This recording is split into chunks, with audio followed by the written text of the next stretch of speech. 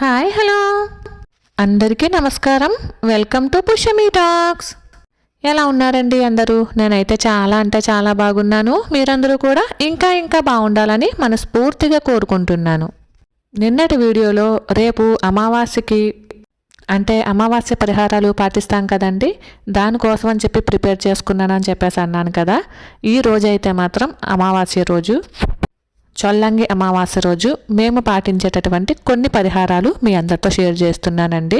చాలామంది కూడా పాటిస్తూ ఉంటారు. ఇంకొంతమంది మూఢనమ్మకాలు అని చెప్పేసి వదిలేస్తూ ఉంటారు. ఇంకొంతమంది సెంటిమెంట్గా భావిస్తూ ఉంటారు.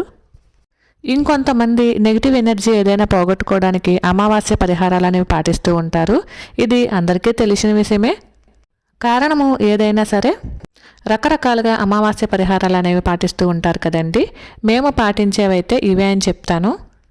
అంటే ప్రతి అమావాస్యకి పాటించమండి, ఎందుకంటే ప్రతి అమావాస్యకి కూడా ముఖ్యంగా ఆడవాళ్ళకి కొన్ని ఇబ్బందులు ఉంటాయి కాబట్టి అలాంటప్పుడు వదిలేసి ఇంచుమించు మిగిలిన అమావాస్యలో ఇంటి దగ్గర ఉన్నప్పుడు కంపల్సరీ ఇలాంటి చిన్న చిన్న పరిహారాలు పాటిస్తూ ఉంటాము.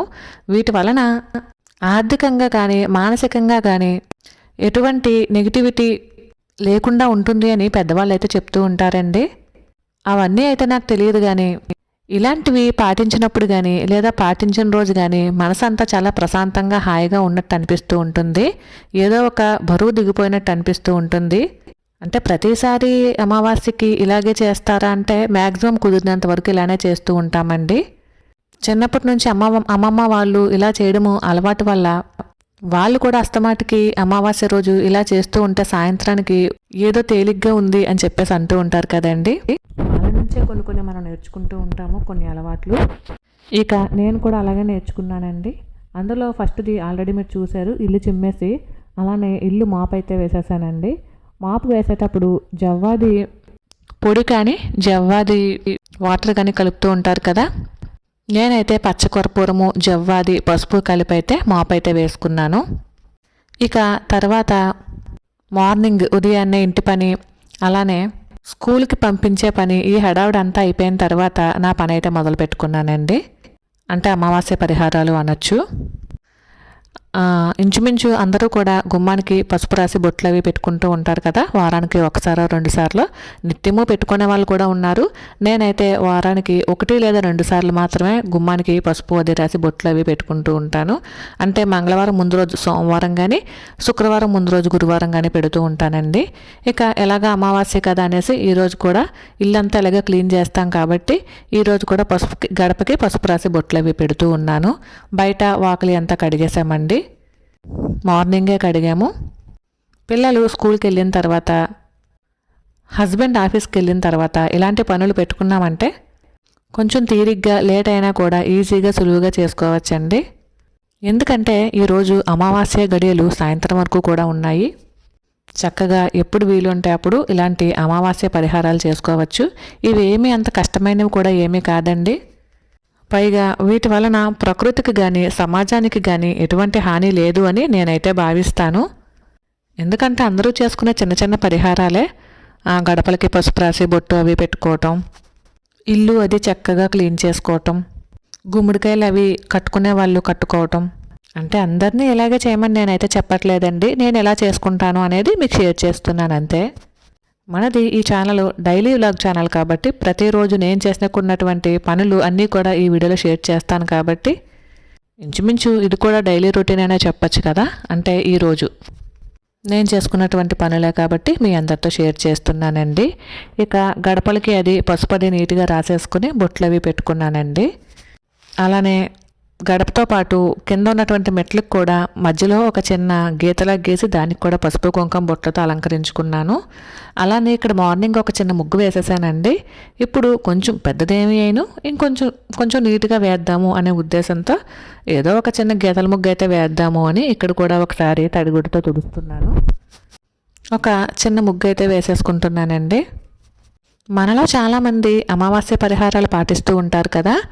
నేనైతే ఈ విధంగా ఇలాంటి చిన్న చిన్న పరిహారాలు మాత్రమే పాటిస్తానండి. మరి మీరు ఎలాంటి పరిహారాలు పాటిస్తారో నాకు కామెంట్ సెక్షన్లో సరదాగా తెలియజేయండి. ఇక గుమ్మడికాయలండి, మేమైతే ప్రతి అమావాస్యకి కాకపోయినా గుమ్మడికాయ ఎప్పుడైనా పాడవటం కానీ కుల్లటం కానీ లేదంటే గుమ్మడికాయలోంచి వాటర్ రావటం కానీ ఇలా జరిగినప్పుడు గుమ్మడికాయ మారుస్తూ ఉంటాము. ఈ ఇంటికి రీసెంట్గానే షిఫ్ట్ అయ్యాం కాబట్టి షిఫ్ట్ అయిన తర్వాత గుమ్మడికాయ అయితే కట్టలేదండి. ఇప్పుడు ఎలాగ అమావాస్య వచ్చింది కదా అనేసి కడుతున్నాము. అలానే రెండో గుమ్మడికాయ వచ్చేసి ఇంటికి దిష్టి తీయడానికి కొడతారంటండి. ఇదైతే మాత్రం మేము మా ఊర్లో ఎప్పుడూ చేయలేదు. నేను ఇక్కడికి వచ్చిన తర్వాతే చూశాను. సరే చూద్దాము అనేసి ఇంకొక కాయ కూడా తీసుకున్నామండి. అది కొట్టడానికి, అంటే ఇంటికి దిష్టి తీసి కొడతారంటండి. ఇదైతే మాత్రము ఉట్టి కోసము, ఉట్టిలో గుమ్మడికాయ పెట్టుకుంటూ ఉంటాం కదా, దానికోసం అయితే ఈ విధంగా గుమ్మడికాయకి పసుపు కుంకుమ బొట్లు అయితే పెడుతున్నానండి. ఇక అమావాస్య రోజు గుమ్మడికాయతో పాటు చాలామంది కలబంద కడుతూ ఉంటారు, అలానే పటిక కడుతూ ఉంటారు, కాళ్ళకి నల్లదారం మార్చుకుంటూ ఉంటారు, చిన్నపిల్లలకి దిష్టిలు తీస్తూ ఉంటారు, పశువులకి మెడలో ఉన్నటువంటి నల్లగా బ్లాక్గా వెంట్రుకల తాడు ఉంటుంది కదండి, అది కూడా మారుస్తూ ఉంటారు. ఇక ఇది వచ్చేసి పూజ కోసం సిద్ధం చేసుకుంటున్నానండి. బయట ఆల్రెడీ అంతా ప్రిపేర్ చేసేసుకున్నాను. ఇక లోపల అంటే ఇంట్లో పూజ కోసము బియ్యం పిండి, అలాగే ఇది వచ్చేసి పంచదార, అలానే యాలకులు కలిపినటువంటి పౌడర్ అండి. నిన్ననే చేసి పెట్టుకున్నాను. ఇంకొకసారి మిక్సీ పట్టేస్తే అంతా కూడా ర్యాండమ్గా కలిసిపోతుంది అనే ఉద్దేశంతో మిక్సీ అయితే పడుతున్నానండి. ఇది దీపం పెట్టుకుంటారు కదా, దానికోసము. చొల్లంగి అమావాస్య రోజున ఇలా బియ్యం పిండిలో పంచదార కానీ బెల్లం కానీ యాలకులు కానీ వేసి ఈ విధంగా అయితే పిండి కింద చేసి దానితో బియ్యం పిండి దీపం కింద చేసుకుని పెట్టుకుంటారండి. ప్రతి అమావాస్యకి ఇలా పెట్టుకోవాలని ఏమీ లేదు, చొల్లంగి అమావాస్యకి ముఖ్యంగా పెట్టుకుంటారనమాట. ఇక నేనైతే బియ్యము అలానే పంచదార యాలకులు కలిపినటువంటి పొడిని ఈ విధంగా వేసుకుని దీపానికి నీట్గా రెడీ చేసుకున్నానండి. ఇక అలాగే బయట గుమ్మం దగ్గర మొత్తం అంతా కూడా శుభ్రంగా ప్రిపేర్ చేసుకున్నాను. గడపకి ముగ్గు అది పెట్టేసి పసుపు అది రాసి బొట్లు పెట్టేసుకుని ఇరువైపులా 2 పువ్వులతో అలంకరించుకుని, అలాగే మనం రెగ్యులర్గా పెట్టుకుంటాం కదండి చెంబు, అలానే ఆ చెంబు కూడా పెట్టుకున్నాను. ఇదిగోండి పైన ఉట్టికి గుమ్మడికాయ అయితే కట్టేసాము, అలాగే ఇంటి ముందు గుమ్మడికాయ అయితే కొట్టామండి. అలానే మన అమావాస్య పరిహారాలు రెగ్యులర్గా చేసేవేనండి. కల్లుప్పు ఉంటుంది కదా, కల్లుప్పుతో మనకి గుమ్మానికి ఆ చివర ఈ చివర పెట్టుకుంటూ ఉంటాం కదా, అలా కూడా పెడుతున్నాను. గేటుకి ఆ చివరన ఈ చివరన కూడా కల్లుప్పుతో అయితే ఒక చిన్న దీపపు పమ్మిదలో వేసి పెడుతున్నానండి. అలానే గుమ్మం బయట ఉన్నటువంటి మెట్లకు కూడా కొంచెం పసుపు రాసి బొట్లు అయితే పెట్టేశానండి. మెట్ల మీద ఏయో పిచ్చాపాటి డిజైన్స్ అయితే వేసుకున్నాను. అలానే వెనకాల ఉన్నటువంటి గడపకు కూడా పసుపు రాసి బొట్లు అయితే పెట్టేశానండి. ఇక ఇది ఇందాక మీకు చూపించలేదు కదండి, అంటే పట్టిక కడతాము అని చెప్పేసి అన్నాం కదా, అదనమాట. ఆ క్లిప్ అక్కడ మిస్ అయ్యింది. ఒక ఎర్రగుడ్డలో ఒక చిన్న పటిక ముక్క, అలానే ఒక వెల్లుల్లిపాయి, అలానే ఒక నిమ్మకాయ, కొన్ని ఎండుమిర్చి, అలానే నల్ల జీళ్ళు ఉంటాయండి, అవి కూడా కడతారు. నాకు ప్రస్తుతానికి నల్ల జీళ్ళు దొరకలేదండి, అందుకని నేను ఇవి మాత్రమే కట్టాను. వీటిని కూడా ఉట్టుకైతే కడతారండి. ఇంకా కలబంద మొక్కను కూడా కడతారు. ఇంకొంతమంది పచ్చి కొబ్బరి బొండాన్ని కూడా కట్టుకుంటారండి. అలానే దీనికి కూడా 3 చోట్ల పసుపు కుంకుమలతో బొట్లు అయితే పెట్టేస్తున్నాను. ఇవన్నీ కూడా చిన్న చిన్న పరిహారాలేనండి. ఎందుకంటే నరుల చూపుకి నల్లరాయి అయినా బద్దలవుతుంది అని చెప్పేసి అంటూ ఉంటారు కదా. ఇవన్నీ కూడా చేదస్తాలు అనుకున్నా సెంటిమెంట్లు అనుకున్నా సరే చాలామంది పాటిస్తూ ఉంటారండి. మేము కూడా పాటిస్తూ ఉంటాము. ఇక మొత్తం అంతా కూడా బయట వర్క్ అంతా పని అంతా కంప్లీట్ అయిపోయిన తర్వాత ఇంట్లో ఈ విధంగా మంచిగా దీపం అయితే వెలిగించుకుని పూజ అయితే చేసుకున్నానండి. నేనైతే సింపుల్గానే పూజ చేసేసుకున్నానండి. దీపము ధూపము నైవేద్యము కూడా ఏమీ పెట్టుకోలేదు, బెల్లం ముక్కలే పెట్టాను. ధూపదీప నైవేద్యాలు సమర్పించి ఆ స్వామివారికి హారతిని అయితే సమర్పించుకున్నానండి. అలానే పిండి దీపంలో కొంచెం ఆవు నెయ్యి వేసి దీపం కూడా వెలిగించుకున్నాను. ఈ దీపం కొండెక్కిన తర్వాత ఆ పిండిని ప్రసాదంగా మనం తీసుకోవచ్చండి. అలానే సాయంత్రం మాటలు, అంటే అమావాస్య రోజు సాయంత్రం మాటలు, ఎలాగ శుక్రవారం మంగళవారం ఎలానో కూడా మనము ఇంట్లో ధూపం అది వేసుకుంటూ ఉంటాం కదా, అలా కాకుండా అమావాస్య రోజు సాయంత్రం పూట ఇలా బొగ్గులలో సాంబ్రాణి, గుగ్గిలం, కొంచెం పసుపు, పచ్చకర్పూరం, ఇవన్నీ వేసి కూడా ధూపం అయితే వేస్తూ ఉంటానండి. చాలామంది బిర్యానీ ఆకులు, లవంగాలు ఇలాంటివి కూడా వేస్తూ ఉంటారు. కానీ ఎందుకో నాకు అవన్నీ వేయడం ఇష్టం ఉండదండి. నేను ఓన్లీ సాంబ్రాణి, గుగ్గిలం, పసుపు, పచ్చకర్పూరం ఈ 4 కలుపుకున్నటువంటి మిశ్రమాన్ని మాత్రమే అమావాస్య రోజైనా సరే, సోమవారం, మంగళవారం అయినా సరే ఈ విధంగా ధూపం అయితే వేసుకుంటానండి. శుక్రవారం, మంగళవారం ఓన్లీ దేవుడి గదిలో మాత్రమే వేసుకుంటాను. అమావాస్యకి మాత్రం ఇలా ఇంట్లో ప్రతి మూల ప్రతి చోట కూడా వేసుకుంటూ ఉంటాను కుదిరినంత మట్టికి. లేదంటే ఏవైనా పెద్ద పూజలు వస్తూ ఉంటాయి కదండి, అంటే కొంచెం ఇప్పుడు నెక్స్ట్ వచ్చేది రథసప్తమి కానీ, వరలక్ష్మి వ్రతం కానీ, వినాయక చవితి కానీ ఇలా పెద్ద పెద్ద పూజలు వచ్చినప్పుడు ఇల్లంతా ధూపం అయితే వేసుకుంటాము. ఇవన్నీ కూడా మేము మా ఇంట్లో ఎలా చేసుకుంటాము అనేది మీ అందరితో షేర్ చేస్తున్నానండి. ఇక ఇంటి మెయిన్ డోర్ నుంచి మొదలుపెట్టి ఇల్లంతా కూడా ధూపం వేసి ఇలాగా ఇంటికి వేరే డోర్ ఉంటుంది కదండి, అంటే వెనుకింటి గుమ్మము, అక్కడ కూడా ఒకసారి ధూపం వేసేసి మొత్తం బయట కూడా ఒక ధూపం అంటే ఏమైనా జస్ట్ ఒకసారి అలా తిప్పుతాను అంతేనండి. ఏదో బయట కూడా నెగిటివిటీ పోతుంది అని ధూపం వేయనండి. జస్ట్ ఆ ధూపం వేసిన దాన్ని అలా మొత్తం తిప్పేసి వెనకేంటి గుమ్మం వైపు చివరిన అయితే దీన్ని అయితే ఉంచేస్తాను. ఎందుకంటే బొగ్గులు ఇంకా మనకి కాలుతూ ఉంటాయి కాబట్టి ఇక్కడైతే ఎవరు ముట్టుకోరు అనే ఉద్దేశంతో ఈ పక్కకైతే పెట్టేస్తూ ఉంటానండి. ఇవి చల్లారిన తర్వాత మళ్ళీ తీసేసుకుంటూ ఉంటాము. ఇక అమావాస్య కదండి ఈరోజు కుక్కలకైతే అన్నం వండుతున్నాను. ప్రతిరోజు కుక్కలకి ఎంతో కొంత అన్నం మిగిలిపోతే వేస్తూ ఉంటామండి. కానీ అమావాస్య రోజున మా బావ వాళ్ళ నానమ్మ కుక్కలకి అన్నం వండేసి పెట్టేదంటండి.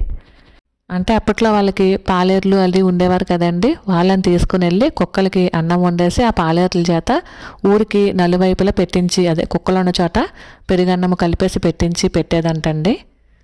అలా ఆమె ఎందుకు చేస్తూ ఉందో నాకైతే తెలియదండి. ప్రతి అమావాస్యకి కూడా అలా చేస్తూ ఉండేదట.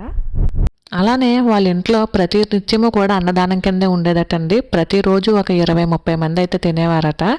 ఆ రోజుల్లో వాళ్ళకి నిజంగా ఎంతో ఓపికనండి. ప్రతిరోజు మేము కూడా ఇంట్లో ఏమైనా అన్నం మిగిలిపోయినా లేదంటే కొన్ని బిస్కెట్లో ఇలా బయట వీధిని తిరిగేటటువంటి కుక్కలకైతే వేస్తాము. ఇక ఈరోజు అమావాస్య కాబట్టి నేను కూడా ఒకసారి వండి చూసి నిజంగా కుక్కలు తింటాయి అంటే అప్పుడు ప్రతి అమావాస్యకి ఏమైనా ట్రై చేద్దాము అని చెప్పేసి అనుకుని ఈ రోజైతే నేను కూడా కుక్కల కోసం అన్నం వండానండి. రెగ్యులర్గా పెడితేనేమో ఎలాగ తింటాయండి, కొద్దో గొప్ప కొంచెం సాయంత్రం అట్లా మధ్యాహ్నం పూట కొంచెం అన్నం మిగిలిపోతే కొంచెం పెరుగో లేదంటే ఆ రోజు ఏమైనా కర్రీ వేసి కలిపేసి పెట్టేస్తే తినేస్తాయి. ఇవైతే మాత్రం స్పెషల్గా ఈ రోజైతే కుక్కల కోసమే వండానండి. వీధి కుక్కల కోసమే వండాను. ఇంకా సింపుల్గా చెప్పాలి అంటేనే ఇక నాకు ఈ రైస్కి వచ్చేసి 2 పెరుగు ప్యాకెట్లు, అలానే ఇంట్లో తోడు పెట్టుకున్నటువంటి ఒక లోటాడి పెరుగు అయితే పట్టిందండి. అలానే కాసింత ఉప్పు, చిన్న బెల్లం ముక్క కూడా పెట్టి కుక్కలకైతే పెడదాము అనుకుంటున్నాను. ఇంచుమించు ఒక తౌడు బియ్యం అయితే వేసానండి, అంటే 1/2 కేజీ బియ్యం అండి. కొంచెం వేడిగా ఉంది కాబట్టి కొంచెం కలిపేసి చల్లారిన తర్వాత పెడదాము అనుకుంటున్నాను. ప్రతిరోజు కూడా కుక్కల కోసం మేమంటే విడిగా అయితే ఎప్పుడు ఫుడ్ అయితే వండలేదండి. మేము వండుకున్న దాంట్లోనే సాయంత్రం మాటలు కానీ మధ్యాహ్నం మాటలు కానీ ఏమైనా కొంత రైస్ అది మిగిలితే దాంట్లో పెరుగు కలిపి పెట్టడము, కూర కలిపి పెట్టడము చేస్తూ ఉండేవాళ్ళము. సరే ఈరోజు మా బావ చెప్పారండి నాన్నమ్మ ఇలా చేస్తూ ఉండేది అని చెప్పేసి, సరే మనం కూడా ట్రై చేద్దాము, పోన్లే కుక్కలకే కదా మంచిదే కదా అని చెప్పేసి నేను కూడా ట్రై చేస్తూ ఉన్నాను. వాటి కోసం అంటూ కూడా ఒకరోజు కేటాయించి ఇలా వండి పెట్టడం కూడా మనసుకు చాలా హాయిగా ప్రశాంతంగా ఉందండి. ఏదో 1-2 రోజులు అన్నం పెట్టినందుకే అవి చాలా విశ్వాసం చూపించి ఎప్పుడు తలుపు తీసినా బయట కూర్చొని ఉంటాయి. ఇక 2 పళ్ళాల్లో అయితే వేసి బయట వీధిలో ఆ చివర ఈ చివర పెడదాము అనుకున్నాము. కానీ మేము తలుపు తీసేసరికి మా ఇంటి దగ్గరికి ఆల్రెడీ 2-3 కుక్కలు అయితే వచ్చాయండి. సరే అవే తింటాయిలే అని చెప్పేసి 2 పళ్ళాల్లోకి అయితే సర్దేసి బయట మా గుమ్మం ముందు పెడదాము అనుకుంటున్నాను. ఇక కలిపేసి అయితే ఇలా పెట్టేశానండి. దాని మీద ఒక చిన్న బెల్లం మొక్క అయితే పెడుతున్నాను. మరి ఎందుకో తెలియదండి, పెరుగన్నం పెట్టినప్పుడు ఒక చిన్న బెల్లం మొక్క అయితే పెట్టమని అమ్మమ్మ అంటూ ఉంటుంది. ఇక చూడండి ఒకసారి తలుపు ఇంకా తీయనే లేదు, అప్పుడే కుక్కలు వచ్చి తోకలు ఊపుతూ ఉన్నాయి. వాటికి అర్థమైపోయిందండి. ఆల్మోస్ట్ మేము 8:30-9 ఆ టైంకి అయితే పెడతాము. ఈరోజు కొంచెం త్వరగా పెట్టేసరికి ఒక కుక్కే వచ్చిందండి, ఇంకోటి ఇంకా రాలేదు. అంటే టైం వచ్చి 7-7:30 అవుతుంది. వేడిగా ఉంటే తినవు అనుకున్నానండి, కానీ బాగానే తింది. అంటే మరీ వేడేమీ లేదండి, గోరువెచ్చగా ఉంది. చలికి అనుకుంటా అది కూడా బాగానే తినింది. ఇక ఇంకొక ప్లేట్ వచ్చేసి వీధి బయట పెడదాము అనుకుంటున్నాము. ఎందుకంటే ఇక్కడ ఒక కుక్కే ఉంది కదా, అందుకనే వీధి చివరిని పెడదాము. ఇంకా ఏమన్నా కుక్కలు ఏమన్నా వచ్చి తింటాయేమో అనేసి అనుకుంటున్నాము. మేము అనుకునే లోపే ఇంకొక కుక్క అయితే వచ్చిందండి. దానికి కూడా ఈ ప్లేట్ అయితే పట్టుకెళ్ళి పెట్టేస్తూ ఉన్నాము. మేము ఈ కుక్కకని పట్టుకెళ్తే ఈ కుక్క కూడా వచ్చి ఆ కుక్కను తినవ్వకుండా ముందు ఇదే తినేస్తుందండి. సరేలే అవే పోట్లాడుకుని తింటాయిలే అనేసి మేమైతే లోపలికి వచ్చేసామండి. కానీ రెండోసారి వెళ్ళేసరికి కూడా ఆ కుక్కే తింటుంది, దీనిని తిననివ్వట్లేదు అనుకుంటా. మరైతే ఇదేనండి వాళ్ళ వీడియో. ఈ వీడియో కనుక మీకు నచ్చినట్లయితే please like, share and subscribe. మరైతే ఉంటానండి. Thank you for watching. Bye.